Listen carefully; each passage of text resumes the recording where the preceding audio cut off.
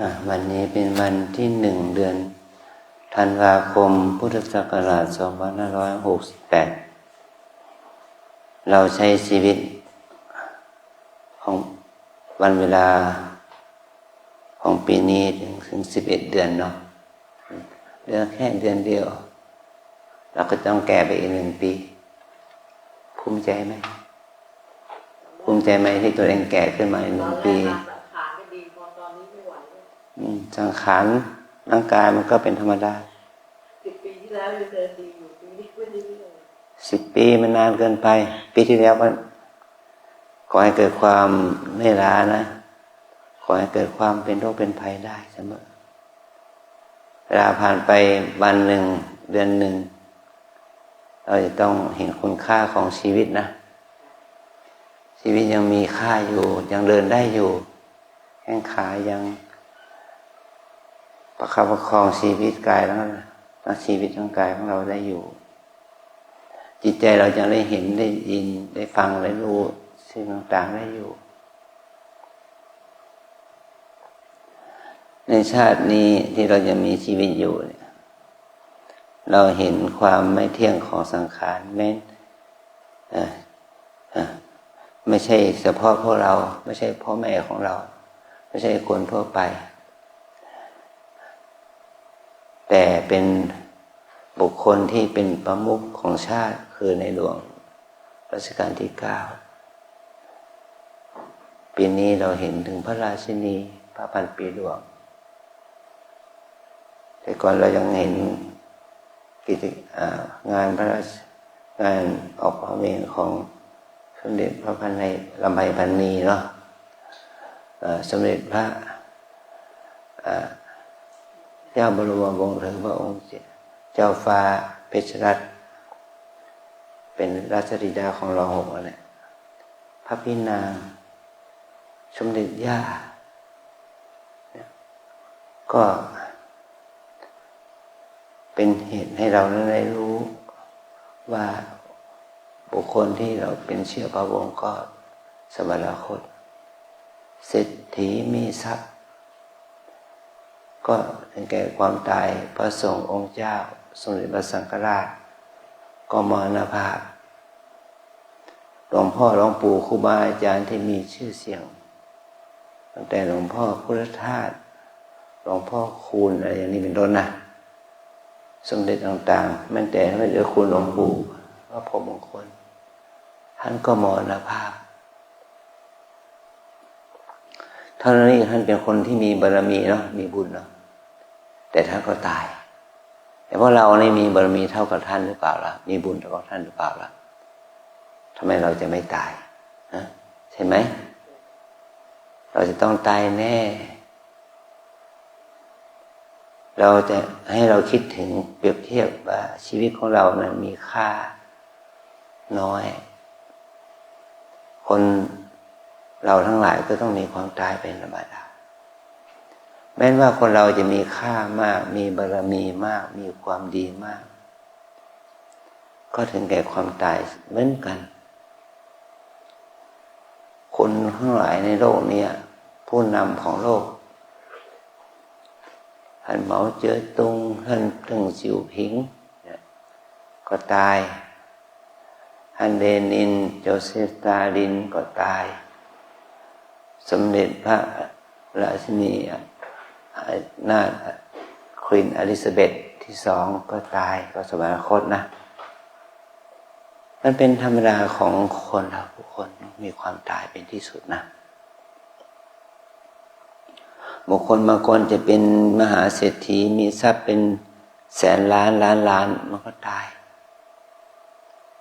เป็นธรรมดาเราเป็นคนอย่างนี้แค่นี้เป็นดำรงชีวิตในสถานะนี้ก็ไม่รอดคือคนเราต้องมีความตายเป็นธรรมดาให้เรารู้ถึงประโยชน์ของวันนี้นะเราโชคดีแค่ไหนแล้วเรามีอายุผ่านมา11 เดือนแล้วเดือนนี้ก็จะเข้าสู่เดือนที่12เข้าสู่เดือนที่12เราเห็นคุณค่าของวันเวลานะ วันนี้ก็ผ่านไปแล้ว9 ชั่วโมง 56 นาทีแล้ววันที่1หมดไปแล้ว9 ชั่วโมง 56 นาทีเราจะมีเวลาเราจะใช้เวลาของวันนี้ได้อีก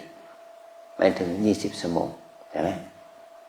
พอมันผ่านไปแล้วทั้ง9 ชั่วโมงกว่า10 ชั่วโมงคิดว่าสัก10 ชั่วโมงเหลือเวลาอีกสัก14 ชั่วโมงนะเป็นนี้วันที่1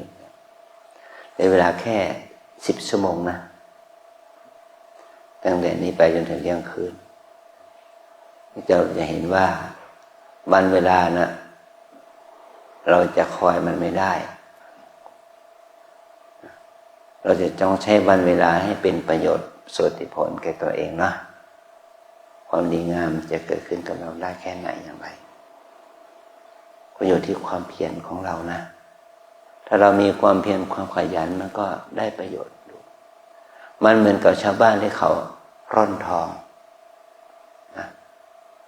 ถ้าเขาเอาดินที่เขาคิดว่าที่บริเวณนี้มีทองมีเกล็ดทองอยู่เขาเอามาร่อนในกระทะมาร่อนกับน้ำเนี่ยดินทั้งเต็มทั้งกระทะเนี่ยมันได้เกล็ดทองนิดหน่อยปลายเล็บเท่านั้นเองนะของนิดหน่อยแต่เขาก็มีความเพียรความขยันที่จะร่อนทองวันหนึ่งได้สัก1 กรัมก็ดีแล้วเนาะ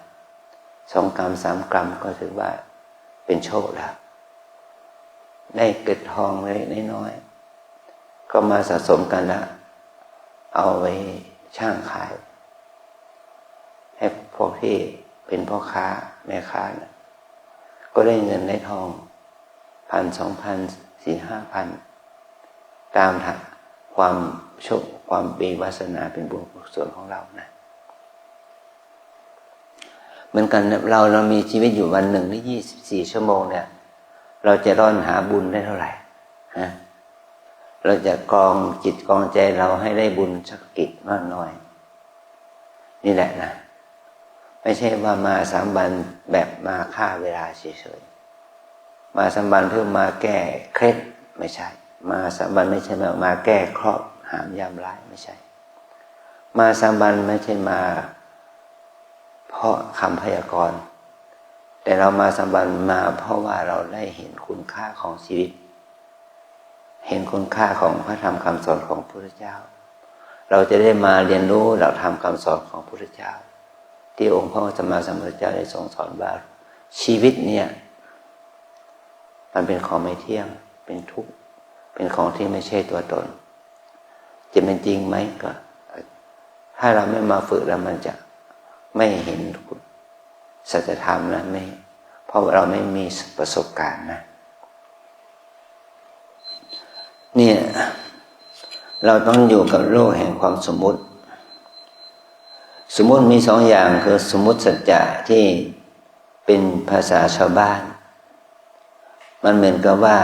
เป็นชื่อภาษาสายฝนคนไหนวนิดาคนไหนตะวันคนไหนเกษราคนไหนชัชยาคนไหน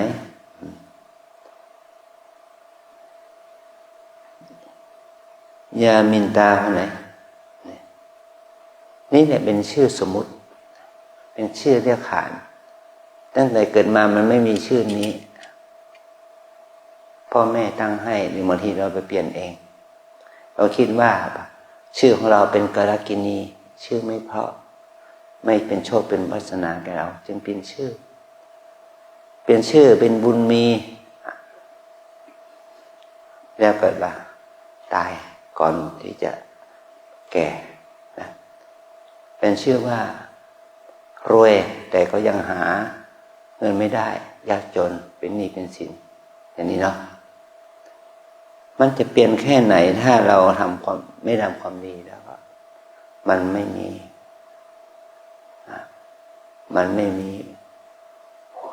ความดีเกิดขึ้นกับเราได้นะภาษาเนี่ยเราเรียกว่าเป็นสมมุติสัจจะภาษาเนี่ยเป็นสมมุติสัจจะ ใช้เรียกขานตามความนิยมของคนแต่ละยุคแต่ละสมัยคำพูดเหล่านี้มันเป็นคำพูดเป็นภาษาแบบภาษาไทยภาษาที่เราแยกใช้เป็นภาษาไทยบาลีไทยสันสกฤตมันไม่ใช่ภาษาไทยแบบไทยแท้ๆนะอีมาอีเขียวอีคำไม่มี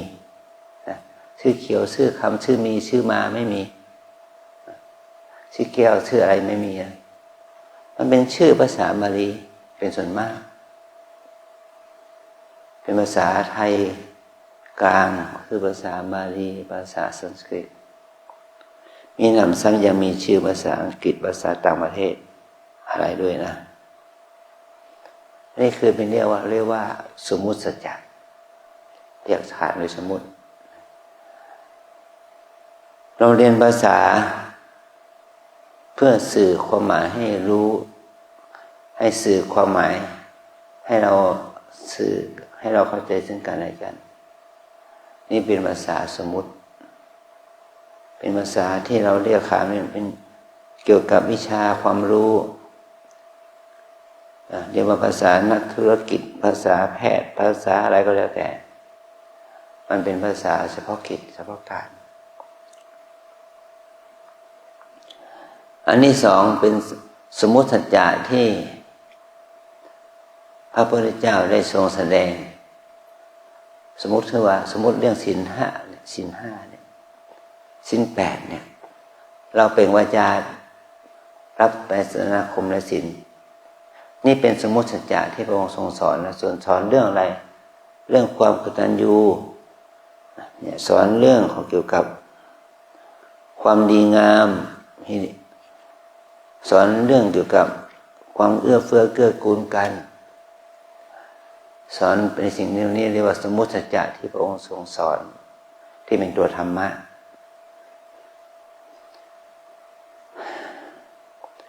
สัจจะอันที่สองประเภทที่สองก็เป็นก้าวข้ามสมมุติสัจจะนะพูดถึงเรื่องสภาวะสัจจะอริยสัจจะสภาวะสัจจะหรืออริยสัจจะเนี่ยสภาวะสัจจะนั่นคือความจริงที่มันเป็นอยู่อย่างนั้นแม้ว่าเราจะไม่เรียกขานของมันก็เป็นความจริงอย่างนั้นที่เราเรียกพูดภาษาง่ายๆนะจักขุคือตามีหน้าที่อะไรแล้วกระทบสีทำให้เกิดการเห็นใช่ไหมคนในโลกนี้ถ้ามีตาแล้วมันเห็นไหมที่เราเรียกว่าตาเนี่ยคนไทยเรียกว่าตาภาษาบาลีว่าจักขุภาษาสันสกฤตเรียกว่าจักษุใช่ไหมถ้าภาษาอังกฤษเขาเรียกว่าอะไรeyes เป็นภาษาเฉยๆมันเป็นภาษาแต่มันเป็นสิ่งที่ไม่ว่าจะเป็นตาคนตาสัตว์ตาที่ตาปลาตากบตาเขียดนะมันก็ทำหน้าที่รับกระทบเรื่องสีคือเห็นเหมือนกันเข้าใจไหมอันนี้คือตัวสภาวะสัจจะนะหูหรือโสตะเนี่ยเรียกว่าโสตะเนี่ยเรียกว่าเรื่องหูเนี่ยมันก็เป็นสภาวะสัจจะที่ทำหน้าที่กระทบเสียงคือก่อนเกิดการได้ยินเนี่ยมันก็หูของคนหูของสัตว์หูของวัวควายช้างม้ามันก็ทำหน้าที่เดียวกันคืออะไรฟังได้ยินเหมือนกันไหมตั้งแต่เราเกิดมาเนี่ยเรามีหูจนถึงตายจนถึงแก่ตายเนี่ยหูยังทำหน้าที่อะไรหน้าที่กระทบเสียงได้ยินนะให้ได้ยินแต่เราไม่รู้ภาษาเราจึงไม่รู้ความหมายนะแต่มันได้ยินอยู่นะได้ยินอยู่มันเหมือนกับที่อาจารย์พูดตรงนี้เสียงนี่ก็เกิดการกระทบหูเกิดการได้ยินแต่รู้ความหมายหรือเปล่าล่ะถ้าเรามีการศึกษาภาษาไทยภาษาบาลีสันสกฤตมันก็รู้ความหมายในภาษาที่พูดนี่นะเราจะได้รู้ว่าความหมายคำพูดนี่ นี่คือสภาวะสัจจะนะจมูกมีไหมจมูกนี่ว่าค่ะนี่มันเป็นภาษาไทยเนาะภาษาบาลีเรียกว่าคานะการได้กลิ่นมันได้รู้กลิ่นหอมกลิ่นเหม็นคนชาวเอ็กกิโมคนอยู่ในพื้นที่เขตหนาวมันมีจมูกไหมมีเขาได้กลิ่นไหมได้กลิ่นคนป่าคนดอยคนชนเผ่าล่ะเขาไม่กลิ่นไหมเขาได้กลิ่นไหมคนที่อยู่ในประเทศที่พัฒนาแล้วประเทศโลกที่หนึ่งเขามีจมูกไหมเขาได้กลิ่นไหมเนี่ยคนอยู่ทำหน้าที่อะไรก็ตามแต่เป็นพระเป็นโยมก็มีจมูกได้กลิ่นกลิ่นกระทบจมูกเกิดการรู้กลิ่นเมื่อรู้กลิ่นแล้วเนี่ยก็รู้สึกชอบไม่ชอบพอใจไม่พอใจอันนี้คือเป็นอาการของธรรมะที่เป็นสภาวะสัจจะมันเป็นของจริงเนาะเราจะได้กลิ่นอะไรก็ตามแต่เราเมื่อเราอาบน้ำเราจะเอาสบู่เอาเจลมาอาบมันก็มีกลิ่นหอมเอาโลชั่นเอาครีมมาทามันก็มีกลิ่นหอมอะไรนะกลิ่นที่เราชอบอย่างเนี้ยแต่ถึงว่ากินน้ำหอมขวดหนึ่งเป็นร้อยเป็นพันเป็นหมื่นเป็นแสนขวดหนึ่งเป็นล้านไม่มีไหมอาจจะมีได้นะมันก็ได้มาเมื่อเรามากระทบที่จมูกเนี่ยเราจึงเห็นคุณค่าของกลิ่นนะเนี่ยรสกระทบลิ้นมีลิ้นมันก็มีเมื่อรสมากระทบมันก็รู้รสหวานเปรี้ยวขมฝาดอร่อยไม่อร่อยชอบใจไม่ชอบใจจึงเกิดขึ้นกับสิ่งที่เกิดขึ้นกับใจเราเนี่ยอันนี้คือตัวสภาวะสัจจะคือความจริงที่มีอยู่อย่างนั้นแม้ว่าเราจะไม่เรียนไม่ได้ศึกษาแม้แต่คำเดียวแต่ธรรมชาตินั้นจะทำให้เรารู้ความจริงนะจะเอาคนป่าคนดงคนดอยคนที่ไม่มีการศึกษาคนที่จบด็อกเตอร์ศาสตราจารย์อะไรต่างๆเนี่ยจะต้องสัมผัสรสด้วยดินสัมผัสกลิ่นด้วยจมูกด้วยคณะประสาทสัมผัสเสียงด้วยหูด้วยโสตประสาทสัมผัสสีด้วยตาด้วยจักขุประสาทเราจะทำให้จิตรู้เห็นรู้ได้ยินรู้กลิ่นรู้รสรู้สัมผัสด้วยธรรมชาติที่เราเรียกว่าสภาวะสัจจะเนี่ยแม้ว่าเราจะไม่รู้จักภาษาไม่ได้คุ้นเคยกับมันแต่ธรรมชาติมันรู้นะเนี่ยอันนี้เนี่ยเพราะเห็นนี้นะ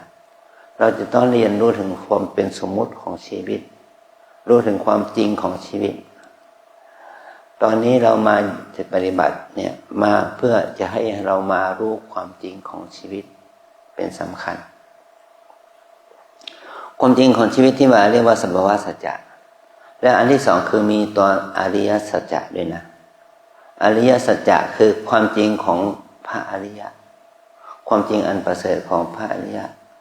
ความจริงที่คนเรารู้แล้วทำให้เราเป็นอริยะได้คืออริยสัจจะความจริงมีอยู่สี่อย่างที่เป็นอริยสัจจะ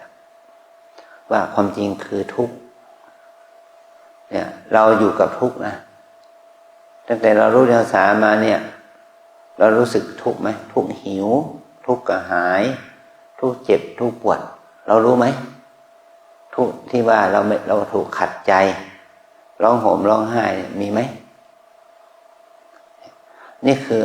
ทุกข์นี่เรียกว่าทุกขะอริยสัจนะทุกข์ที่เรามีชีวิตอยู่เนี่ยตั้งแต่เราเป็นเด็กเราทุกข์ว่าเราเด็กเกินไปเราอยากจะโต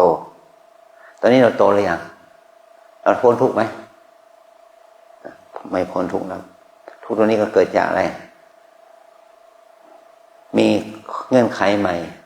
เรามีสามีไม่ให้เราทำนั้นทำนี้ก็ทุกข์อยู่แล้วนะเรามีพ่อมีแม่เราอยากจะทำธุรกิจการงานนั้นพ่อแม่ไม่ให้ทุนเราก็ทุกข์อยู่แล้วนี่นะเรามีสามีเรามีลูก ราวนี้เราจะเห็นว่าเราเป็นทุกข์กับลูกอีกแล้วแต่ก่อนนี้เราเป็นเด็กนะเราเป็นลูกของแม่เรามีทุกข์เพราะพ่อแม่แต่นี่เราเป็นแม่เป็นพ่อแล้วเราเป็นทุกข์เพราะลูกอันนี้ก็มันก็เป็นทุกข์นะแต่โยมอย่างนี้แหละแก่แล้วเป็นทุกข์ล่ะเป็นทุกข์ไหมเป็นทุกข์เหมือนกันแก่ก็เป็นทุกข์เป็นหนุ่มเป็นสาวขึ้นมาเป็นโตขึ้นมาเกษียณแล้วขึ้นมามันนึกว่าจะพ้นทุกข์มันก็เป็นทุกข์เนี่ยอันนี้สี่ก็ทุกข์ตายทุกข์เจ็บทุกข์ตายเราจะต้องเจ็บต้องตายคนเรามีธุรกิจมากมายมีฐานะมากมายมีฐานะดีเป็นประการใดๆก็ตามเป็นที่ยอมรับนับถือแก่คนทั้งหลายก็ตามก็รอวันตายเหมือนกันนะทุกเกิดทุกแก่ทุกเจ็บทุกตายมันมีกับเราทุกคนนะแม้นอาจารย์ก็เป็นทุกข์แก่แล้วสุขภาพไม่ดีแล้วให้เรารู้ถึงว่านี่คือตัวทุกข์นี้คืออริยสัจจะอริยสัจจะนี่ทุกขอริยสัจอันที่สองสมุทัยอริยสัจนะตัวเหตุทำให้เกิดทุกข์สมุทัยแปลว่าความเกิดขึ้นของทุกข์ความเกิดขึ้นนะอริยสัจความจริงคือเหตุให้เกิดขึ้นของทุกข์คืออะไรอะไรเป็นเหตุให้เราทุกข์อันนี้แหละนะพระองค์ได้ตรัสถึงเหตุแห่งทุกข์คือที่เราเกิดมาเนี่ยเราอยากได้อะไรก็ทุกข์กับสิ่งนั้นแหละความอยากนะอยากจะมีความรู้ไปเรียนหนังสือก็เป็นทุกข์กับการเรียนอยากกินอาหารอร่อยมันก็เป็นทุกข์เพราะว่าอยากกินอยากจะเที่ยวมันก็เป็นทุกข์เพราะอยากเที่ยวอยากจะเป็นนั้นเป็นนี้อยากจะไปนั้นไปนี้อยากจะมีนั้นมีนี้มันก็ทุกข์กับสิ่งนั้นนั่นแหละนะนี่คือเหตุแห่งทุกข์คือตัวตัณหาเราจะอยากจะมีลูกก็มีความทุกข์เพราะอยากเพราะตัณหานั่นแหละอยากจะมีฐานะอยากจะมีครอบครัวก็ทุกข์กับการมีครอบครัวนั่นแหละนะเนี่ยตัวนี้สุขหรือยังสุขหรือยังไม่สุขเนาะให้เห็นคุณให้เห็นประโยชน์ของธรรมะที่พระองค์ทรงสอนอย่างนี้แหละนะว่าเราไม่สามารถพ้นจากทุกข์ได้เราจะรอวันตายแล้วยอมรอวันตายมากี่วันละหรือไม่รอหรือไม่รอรอกี่ปีจะตายรอมันก็ไม่เป็นมันก็ไม่ได้ดั่งใจนะมันก็ไม่ได้ดั่งใจโยมมีเงินมีทองเท่าไหร่เอามาทำบุญเสียเอามาทำบุญเสียไม่ต้องมารอให้ลูกให้หลานทำบุญให้นะมีเงินล้านก็เอามาเงินล้านมาทำบุญเสียไม่ต้องรอให้ลูกหลานทำบุญให้เขาไม่ทำให้เราหรอกอย่างนี้นะนี่เปรียบเทียบเรามีก็มีทุกข์เหมือนกันเราไม่มีก็มีทุกข์เหมือนกันมีทุกข์เพราะมีกับทุกข์เพราะไม่มีมันต่างกันนะทุกข์เพราะมีมันก็ทุกข์น้อยหน่อยทุกข์เพราะไม่มีมันก็ทุกข์มากหน่อยอย่างนี้เลยนะเหตุแห่งทุกข์คือความอยากเหตุแห่งทุกข์คือความโกรธโลภหลงที่จะทำให้เกิดทุกข์กับเรานะเราอยากจะเป็นเศรษฐีไหมหนูอยากจะเป็นเศรษฐีนี้ไหมอยากจะเป็นคนมีเงินเป็น100 ล้านพันล้านไหมล่ะนั่นแหละเมื่อ4-5 วันก่อนเนี่ยเมื่อวันที่27ที่ผ่านมาเนี่ยอาจารย์ไปเยี่ยมผู้ต้องขังหญิงผู้ต้องขังหญิงนี่มีผู้ต้องขัง1,700 กว่าคนนะที่เชียงใหม่เนี่ยที่หน้าสารกลางเนี่ยเชียงใหม่เนี่ย1,700 กว่าคนและจำนวน1,700 กว่าคนนั้นมี300 กว่าคนสมัครเข้าโครงการสอบธรรมศึกษาสอบธรรมะทางคณะสงฆ์เราต้องไปเปิดสนามสอบให้เขามีตั้งแต่คนสาวตั้งแต่คนเฒ่าคนแก่นะผมงอกเต็มหัวละยังติดคุกอยู่เลยเป็นสาวเป็นนางแท้ๆยังติดคุกอย่างนี้ได้นะหน้าตางดงามขี้ริ้วขี้เหร่เป็นหนุ่มเป็นสาวหลายคนน่ะมีสภาพจิตที่ต่างกันเพราะคนที่ สนใจเข้าหาธรรมะก็เรียกว่าเป็นคนที่ดีอยู่แล้วเนาะเขาเข้าสู่การศึกษาธรรมแต่อีก1,400 คนล่ะบางทีมันไม่สนใจไม่สนใจรอที่จะออกจากคุกก็ได้ไปบ้านเนี่ยหาคนดีในคุกก็มีหาคนไม่ดีในคุกก็มีนะหาคนที่ชอบธรรมะในคุกก็มีหาคนที่ไม่ชอบธรรมะในคุกก็มีเนี่ยเป็นธรรมดานะเหตุแห่งทุกข์มันคือเกิดจากกิเลสนะเพราะเขาเกิดกิเลสนั่นแหละเขาจึงไปทำความผิดค้าขายยาบ้าคดโกงช่อโกงจี้ปล้นนะสารพัดอย่างก็เกิดจากความโลภความโกรธความหลงนะไปฆ่าไปทำลายเขาเกิดความโกรธไปทำอะไรกิจกรรมอะไรนั่นไหนที่ไม่ก่อให้เกิดประโยชน์ต่อประเทศชาติบ้านเมืองมันก็ก่อให้เกิดความปัญหาให้แก่คนอื่นนี่คือกิเลสนะให้เราให้เห็นว่าคนที่ทำผิดไปแล้วสำนึกได้ก็ดีเนาะแต่คนที่ทำผิดไปแล้วมันสำนึกไม่ได้นี่แหละมันจะแย่นะแย่มากไม่มีการฝึกฝนตัวเองเลย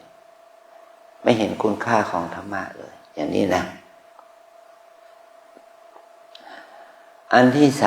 3เราต้องรู้จักวิธีการดับทุกข์นะว่าเมื่อมีทุกข์ก็ต้องดับทุกข์ได้เราจะดับทุกข์ได้ด้วยอะไรล่ะด้วยการเจริญมรรคทางความดับทุกข์อย่างนี้ที่พวกเรามาปฏิบัติเนี่ยได้มาเจริญมรรคมาฝึกให้เกิดสติฝึกให้เกิดสมาธิความเพียรฝึกให้เกิดตัวปัญญาความคิดที่ดีก็ฝึกให้เกิดความการทำการพูดที่ดีฝึกให้เรารู้ถึงประโยชน์ของอาชีพสมาอาชีพที่ดีเนี่ยความดีเหล่านี้แหละมันจะทำให้เรานั้นก้าวข้ามทุกข์ได้ชีวิตของเราจะก้าวข้ามทุกข์ได้ด้วยการมีสติมีสมาธิมีความเพียรมีปัญญามีความคิดที่ดีเมื่อเรามีปัญญามีความคิดมีความเพียรมีสติสมาธิที่ดีกายกรรมการกระทำก็ดีไปด้วยวจีกรรมการพูดที่ดีก็ดีไปด้วยอาชีพการดำเนินชีวิตก็จะดีไปด้วยด้วยการที่เราได้ฝึกถ้าเราฝึกจนถึงขั้นที่ว่าเราสามารถละกิเลสละความโกรธโลภหลงได้นั่นแหละที่ทำให้เราเข้าถึงความดับทุกข์ได้คือพระนิพพานเป็นที่สุดนะพระนิพพานก็คือความดับทุกข์คือดับกิเลสนี่แหละนะดับกิเลสดับความโกรธโลภหลงที่เกิดขึ้นในใจเรานี่แหละจะทำให้เราเข้าถึงพระนิพพานพระนิพพานไม่ใช่ของไกลเกินเอื้อมแต่มันอยู่ในเอื้อมมือเรานี่แหละมันอยู่ที่กายที่ใจเรานี่แหละนะมรรคผลนิพพานไม่ใช่ของอยู่ที่บนสวรรค์ชั้นฟ้านะมันอยู่ที่ใจเรามันอยู่ที่กายใจเรานี่เองนะขอให้เรารู้อย่างนี้นะไม่ว่าหญิงไม่ว่าชายที่ได้เราเรียกว่าชายหญิงเนี่ยที่แท้จริงก็คือธรรมะตัวธรรมะนี่แหละธรรมะคืออะไรคือทุกข์เหตุแห่งทุกข์ความดับทุกข์ข้อปฏิบัติให้ถึงความดับทุกข์นี่แหละคือตัวธรรมะที่เราเรียกว่าอริยสัจนะที่เราเรียกว่าอริยสัจเนี่ยอริยสัจที่เราเรียกอย่างนี้เราตั้งชื่อไว้อย่างนี้มีบุคคลคนเดียวที่รู้แจ้งเป็นคนแรกก็คือพระสัมมาสัมพุทธเจ้านะลูกนะแล้วก็บุคคลที่รู้ตามมาก็คือคนที่ปฏิบัติตามคำสอนของพระองค์นะคือพระสาวกเรียกว่าพระสงฆ์นะพระสงฆ์สาวกของพระเจ้าได้มีแก่ภิกษุภิกษุณีอุบาสกอุบาสิกาภิกษุภิกษุณีอุบาสกอุบาสิกาคือผู้ปฏิบัติตามธรรมคำสอนของพระเจ้านั่นแหละมีมาตั้งแต่ 2,600 กว่าปีมาแล้วเนาะ 2,600 กว่าปีคนแรกก็คือท่านโกณฑัญญะรู้ความจริงของที่พระองค์ทรงสอน ว่าสิ่งใดสิ่งหนึ่งมีความเกิดขึ้นเป็นธรรมดาสิ่งนั้นทั้งหมดย่อมมีความดับไปเป็นธรรมดาเป็นเหตุให้พระองค์ได้ทรงเข้าใจถึงขันธ์ห้านี้เป็นของไม่เที่ยงเป็นทุกข์เป็นอนัตตาตามเป็นจริงนะจึงทำให้ท่านปัญจวัคคีย์ทั้งหลายบรรลุธรรมเป็นพระอรหันต์จนถึงว่าพระองค์ก็ทรงสอนคนตั้งแต่พระองค์ได้ตรัสรู้เนี่ยนะแล้วก็พระองค์ก็ต้องทำหน้าที่นี้ตลอดมา45 ปีพระองค์ได้ปรินิพพานไปก็มอบธรรมะที่พระองค์ทรงสอนเนี่ยให้พระสงฆ์ทำหน้าที่เผยแพร่ต่อพระสงฆ์ท่านก็เผยแพร่ต่อมาจนถึงทุกวันนี้ 2,600 กว่าปีมาแล้วมาถึงทุกวันนี้เนี่ยอาจารย์แนะนำคำสอนวิปัสสนามาตั้งแต่หลวงปู่อยู่จนถึงเดี๋ยวนี้ก็มากกว่า30 ปีนะเป็นเวลาร่วม30 ปีมาแล้ว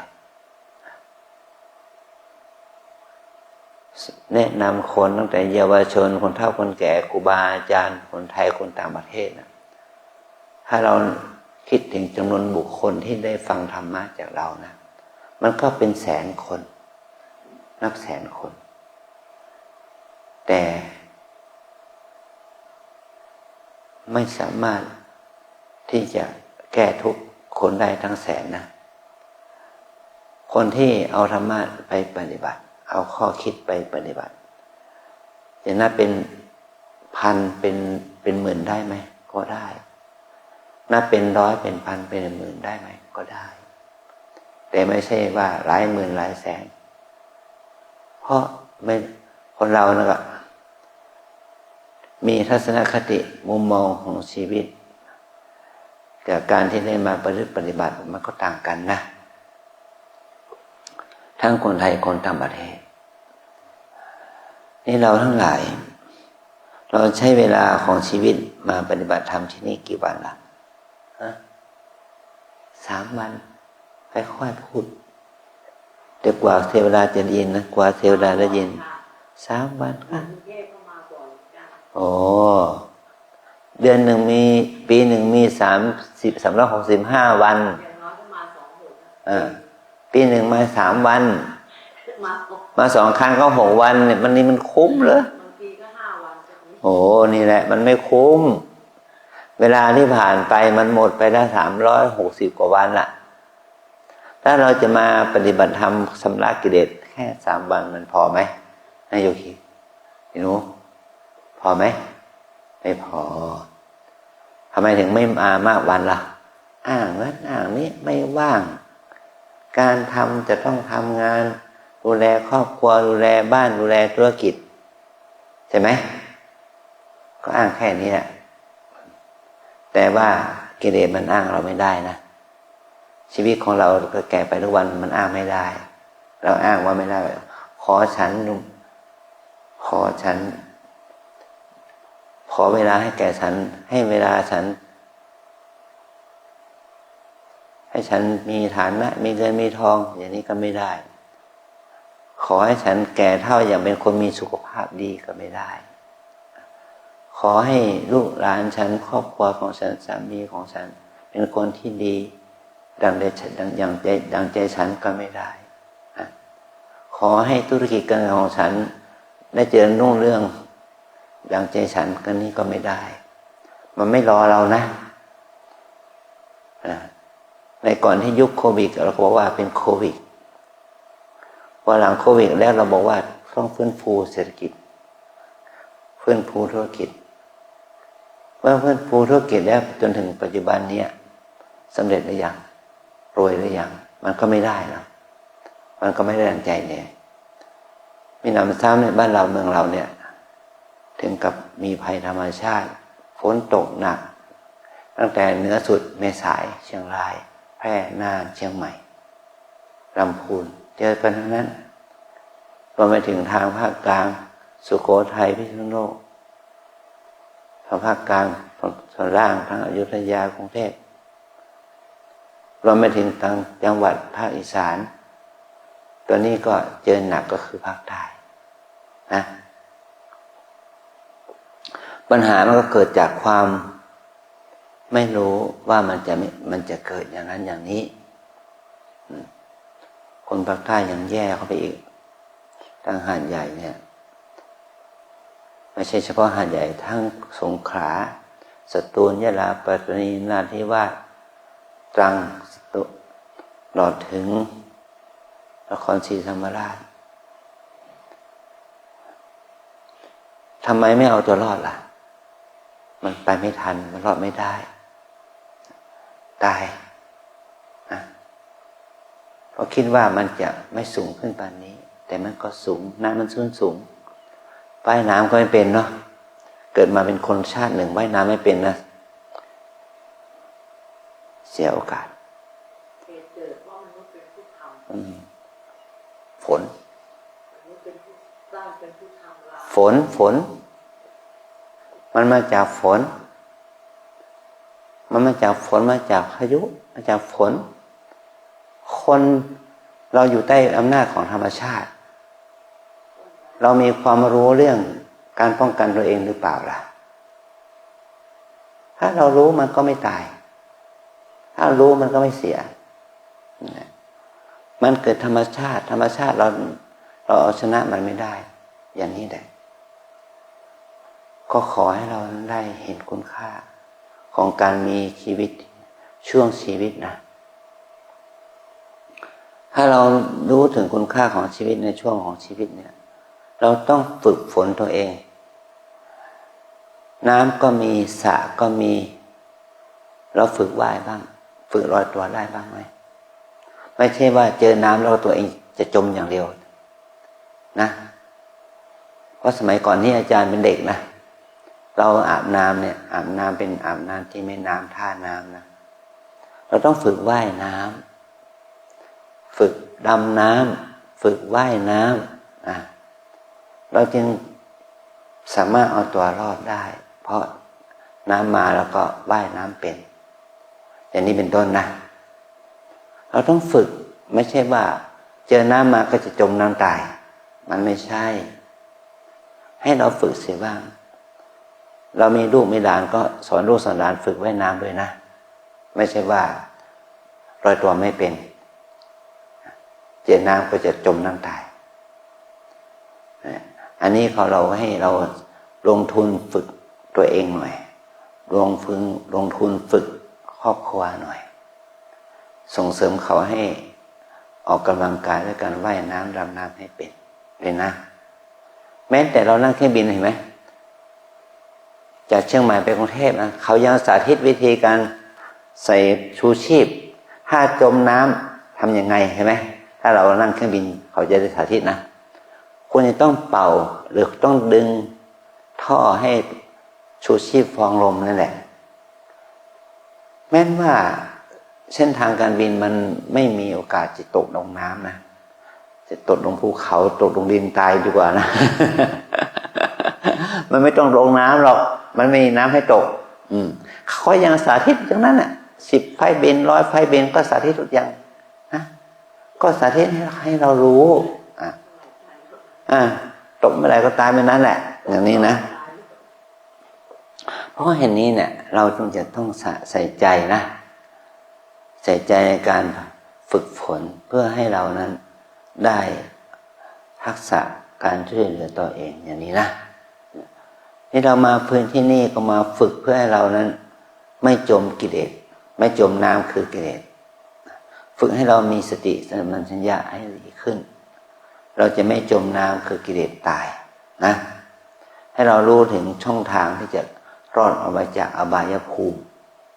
ห้องน้ำคืออบายภูมินะให้เราอย่างน้อยที่เราว่าไม่พ้นก็ขอลอยคอได้ลอยคอได้นะถ้าลอยคอได้แล้วก็โอกาสที่เราจะขึ้นฝั่งได้ก็มีอยู่นะอย่างนี้แหละ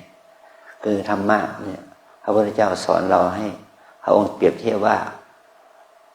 โอคะคือห้วงน้ำคือกิเลสเนี่ยมันเป็นโอคะที่ใหญ่เป็นมหาสมุทรที่ใหญ่เราจะก้าวข้ามมาได้ด้วยการฝึกเจริญความเพียรเจริญสติเจริญสมาธิเจริญปัญญาให้เกิดขึ้นนะ เราต้องเอาใจใส่ดูแลตัวเองอย่างนี้นะฝึกภาวนาคำว่าภาวนาไม่ใช่ดับตาทำอะไรไม่เป็นอย่างนั้นภาวนาแปลว่าทำให้สติสมาธิปัญญาเจริญด้วยการฝึกการเดินการนั่งการก้มเหยียดก้มมืออย่างมีสติอย่างนี้แหละนี่คือการภาวนานะเอาทุกคนว่าตามนะวิปัสสนากรรมฐานตามแนวสติปัฏฐานมีสี่อย่างหนึ่งกายสองเวทนาสามจิตสี่ธรรมวิปัสสนากรรมฐานตามแนวสติปัฏฐานมีสี่อย่างหนึ่งกายสองเวทนาสามจิตสี่ธรรมวิปัสสนากรรมฐานตามแนวสติปัฏฐานมีสี่อย่างหนึ่งกายสองเวทนาสามจิตสี่ธรรมกายเวทนาจิตธรรมกายานุปัสสนาเวทนานุปัสสนาจิตตานุปัสสนาธรรมานุปัสสนากายานุปัสสนาสติปัฏฐานเวทนานุปัสสนาสติปัฏฐานจิตตานุปัสสนาสติปัฏฐานธรรมานุปัสสนาสติปัฏฐานสติปัฏฐานแปลว่าที่ตั้งแห่งการเจริญสติที่ตั้งแห่งการเจริญสติคือการระลึกคือการตามระลึกรู้อยู่เนืองๆอนุปัสสนานี่ว่าระลึกรู้อยู่เนืองๆซึ่งอะไรซึ่งกายที่ตั้งแห่งการเจริญสติคือการตามระลึกรู้อยู่เนืองๆซึ่งเวทนาที่ตั้งแห่งการเจริญสติคือการตามระลึกอยู่เนืองซึ่งจิตที่ตั้งแห่งการเจริญสติคือการกิจคือการตามระลึกรู้อยู่เนืองซึ่งธรรมกายเวทนาจิตธรรมกายคืออะไรคือนี่แหละการกราบมีสติไหมการเดินการยืนการนั่งการหายใจเข้าออกมีสติไหมฝึกให้เรามีสติอยู่กับอิริยาบถน้อยใหญ่ตั้งแต่ตื่นนอนถึงหลับนอนนะฝึกอย่างนั้นกินน้อยนอนน้อยพูดน้อยปฏิบัติให้มากไม่ต้องไปสนใจพูดคุยหาเพื่อนนะเพื่อนใจของเราอยู่ที่นี่อยู่ที่ตัวเรานะฝึกให้ดีอันที่สองเวทนาปวดเจ็บเหน็บชามีไหมนั่งขณะนี้รับกรรมฐานในปวดเจ็บเหน็บชามีไหมคุณป้าล่ะปวดเจ็บเหน็บชามีไหมเดินแล้วปวดนั่งไม่ปวดถ้านั่งไม่ปวดนั่งกับเพื่อนนี่นั่งกับพื้นปวดนั่นแหละมันก็ปวดมันก็เจ็บปวดเจ็บเหน็บชาเมื่อยครบทุกข์สุขถ้าเรามีความรู้สึกสุขทุกข์อย่างนี้ดีใจเสียใจอย่างนี้ก็ให้มีสตินะปวดหนอเจ็บหนอชาหนอเมื่อยหนอทุกข์หนอไปทำอาการนะหิวกระหายมีไหมตอนนี้หิวกระหายน้ำมีไหมปวดหนักปวดเบามีไหมย่อมมีเนาะนี่คือความจริงของชีวิตนะอันที่สามจิตความคิดเรามาอยู่ที่นี่มารับกรรมฐานที่นี่มาฝึกสาธิตที่นี่จิตเราคิดไหมคิดไปกี่เรื่องละคิดไปกี่สิบเรื่องละหรือว่าเป็น100 เรื่องมีไหมใจมันคิดนะถ้าเรารู้สึกว่าคิดก็ให้มีสติกำหนดรู้ว่าคิดว่ากำหนดว่าคิดหนอฟุ้งซ่านนะคิดเป็นทางกิเลสโลภหนอโกรธหนอหลงหนอตามอาการนะกำหนดรู้แล้วก็ปล่อยวางไปไม่ต้องไปคิดตามไปอันที่สี่ทำชอบไม่ชอบฟุ้งซ่านรำคาญสงสัยเกิดขึ้นเพราะตาเห็นหูได้ยินจมูกได้กลิ่นลิ้นได้รสก็ได้สัมผัสอย่างที่อาจารย์พูดเมื่อกี้นะ เรามีตาหูจมูกลิ้นกายใจมันเป็นสภาวะธรรมเป็นสภาวะสัจจะเมื่อเห็นได้ยินกลิ่นรสสัมผัสแล้วมันจะก่อให้เกิดความรู้สึกชอบไม่ชอบฟุ้งซ่านรำคาญสงสัยนะนั่นแหละมันเป็นเหตุให้เกิดกิเลสเกิดทุกข์ความทุกข์ที่เกิดจากกิเลสนี่แหละมันเป็นความทุกข์ที่สำคัญก่อให้เกิดโทษแก่ตัวเราเองทุกคนนะจะเป็นหญิงเป็นชายเป็นคนเป็นโยมเป็นพระก็ตามทุกข์ที่เกิดจากกิเลสนั้นมันมีมากสุมหัวเรานะถ้าเราอยากจะเป็นคนมีอิสรภาพจากทุกข์จากกิเลสแล้วก็ฝึกให้เรามีสติสัมปชัญญะนะเอาใจใส่ดูแลตัวเองอย่างนี้แล้วเราจะชีวิตของเราจะดีขึ้นนะกินน้อยนอนน้อยพูดน้อยปฏิบัติให้มากตั้งใจเอาใจใส่ดูแลตัวเองนะวันนี้เรามีแค่6 คนหวังว่า3 วันจะเป็น3 วันที่มีค่านะแก่พวกเราทำประโยชน์ทำความดีนะบุญรักษา